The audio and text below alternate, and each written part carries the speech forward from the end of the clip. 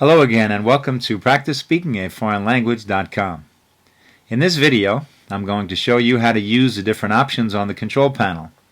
In particular, how to add your own resources for your conversations. I'll start off by logging on.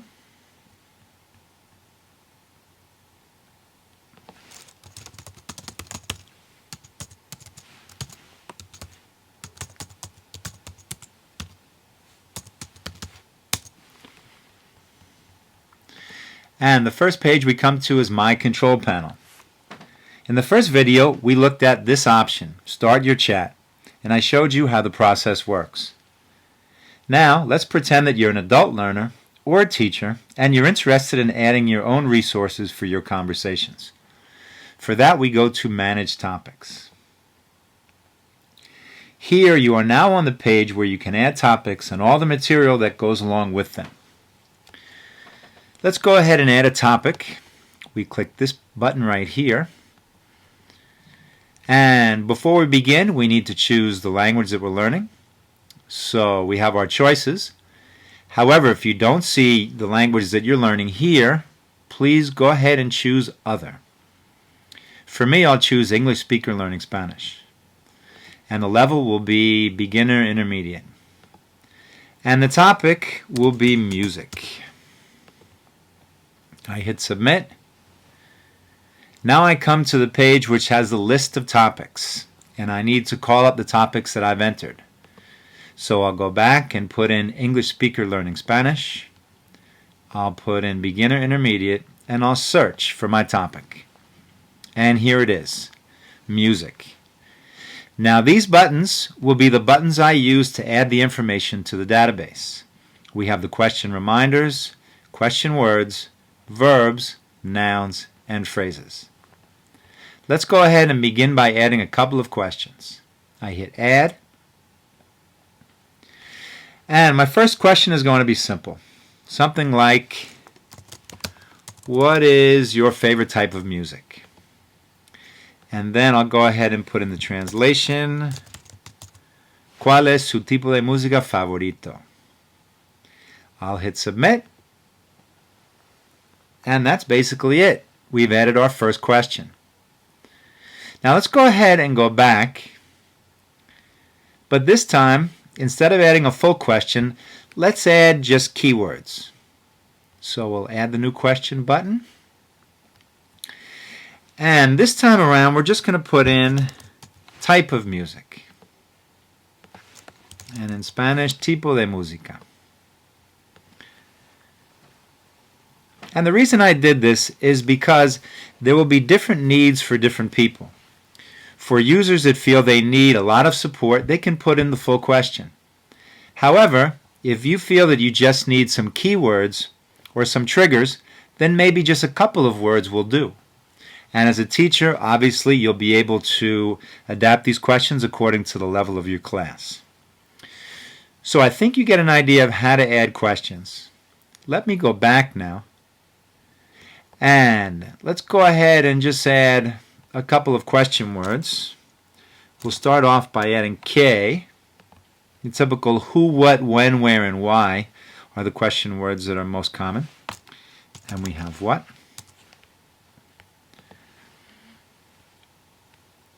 Now I'm not going to continue to add question words, but let me go ahead and add a verb. Just for the heck of it. Let's see. Escuchar. I'll add that, and to listen to. Okay, I think you get the idea. I could spend a couple minutes here just to fill out these columns, but you have an idea of how the information gets entered. One thing to keep in mind, when you put in information, whether it's question words or verbs or nouns or phrases, what you want to do is put in the word in the target language. So you enter escuchar, and then you enter the translation to listen to. That way, when the resource page appears, you'll see the information in the drop-down boxes in the target language. Okay, let's go back. Let's assume that we have all the columns filled out. Now we go to the control panel.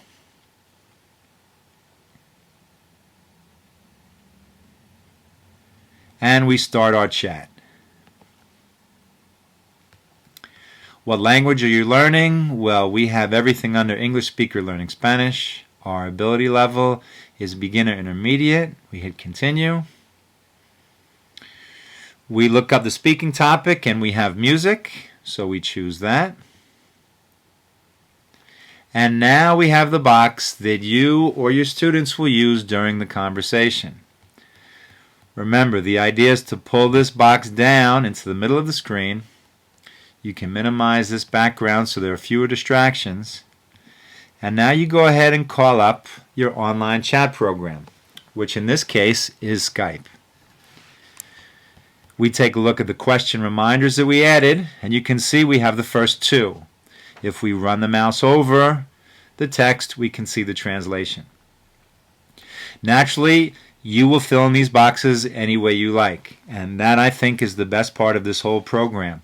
You want to be able to customize it to your needs. So that's basically it. Now, let me go ahead and go back to the control panel and continue to discuss the other links on that page. We've looked at Start Your Chat. We've looked at Manage Topics. Settings is another page that you need to know about. Now, there are two decisions you need to make on this page. Number one, when you want to look at the topics that are available, do you want all the sites? Or, to put it a better way, do you want the topics that I've created as well as your own, or do you want just your own? You can change this according to your needs. Also, down below, you have a choice of what the names of the columns will be. I put in question reminders as the first one, but let's go ahead and change that to keywords. And instead of adjectives and phrases, maybe just phrases will work for you. We hit submit. Settings successfully updated. So let's quickly go back to the control panel. Let's start our chat. And let's take a peek just to show you what the new boxes will look like. Alright, we choose music, we hit continue, and you can see here that these boxes now say keywords, question words, verbs, nouns, and phrases, exactly the way you changed them. Let me go ahead and close that. Let's go back to the control panel.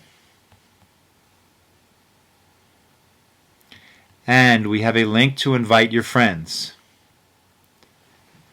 This is very typical. If you have any friends or colleagues that would like to take advantage of this program for themselves or for their students, you just need to put their name and their email address in, and you can send them a little note to come over and take a look.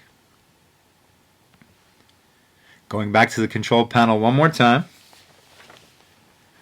we have this code down below. And this is the code for teachers who would like to create topics for their students to use. This code is the code you need to give your students so that when they register, they enter this code, and that way they can have access to the topics and the information that you've entered.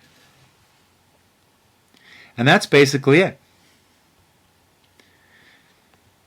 Finally, if you have any suggestions or comments, please send them to me at this Contact Us button right here.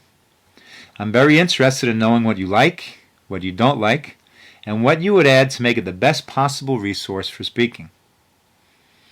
Alright, I hope I've explained things clearly. Good luck, and start sending those emails with your great suggestions. Adios.